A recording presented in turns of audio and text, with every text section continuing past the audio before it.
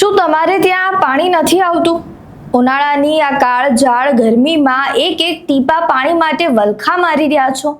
તો સાંભળી લેજો, તમારા નસીબમાં પાણી કદાચ એટલે નથી કારણ કે જવાબદારો નશામાં છે. સુરેન્દ્રનગરમાંથી એક ઘટના સામે આવી છે, જ્યાં જનતા તરસતી રહી અને સરકારી કર્મચારીઓ પાણીની ટાંકી પર દારૂની મહેફિલ જમાવીને બેઠા રહ્યા.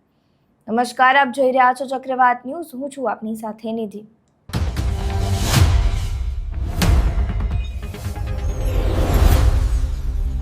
રાતનો સમય હતો, આખું શહેર ઊંઘતું હતું અને બીજી તરફ હજારો લીટર કિંમતી પીવાનું પાણી રસ્તાઓ પર વેડફાઈ રહ્યું હતું. કેમ? કારણ કે જેમના હાથમાં વાલ બંધ કરવાની જવાબદારી હતી, એ વાલમેન અને એમના સાથીદારો ટાંકીની ઉપર જ ટલ્લી થઈને પડ્યા હતા. આક્ષેપ છે કે ડ્યુટી પર હાજર કર્મચારીઓએ આખી રાત પાણીની ટાંકીને જ બાર બનાવી દીધો. નશાની એવી મોજ ચડી કે તેઓ વાલ બંધ કરવાનું જ ભૂલી ગયા. પરિણામ, રસ્તાઓ પર નદીઓ વહી અને સવારે લોકોના નળ કોરા ધાકોર રહી ગયા. અહીંયા એ વિડીયો જુઓ.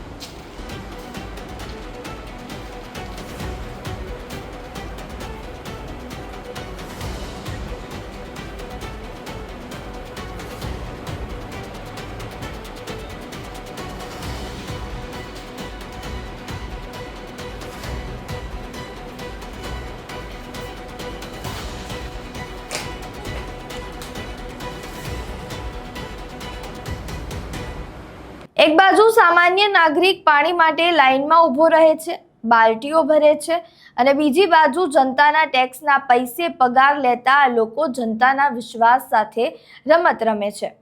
ત્યારે લોકો હવે તંત્ર સામે રોષ વ્યક્ત કરી રહ્યા છે અને સવાલો પૂછી રહ્યા છે કે તંત્ર પાણી બચાવોના મોટા મોટા સ્લોગન દિવાલો પર લખાવે છે, પણ શું આ નિયમો માત્ર જનતા માટે જ છે? તંત્રના આ નશાબાજ કર્મચારીઓ માટે કોઈ નિયમ જ નથી?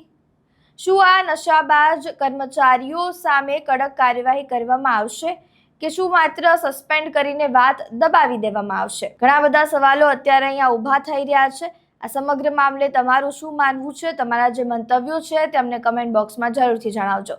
વિડીયો પસંદ આવ્યો હોય તો લાઇક, શેર, કમેન્ટ કરો અને મારી ચેનલને સબસ્ક્રાઇબ કરવાનું ભૂલતા નહીં. નમસ્કાર.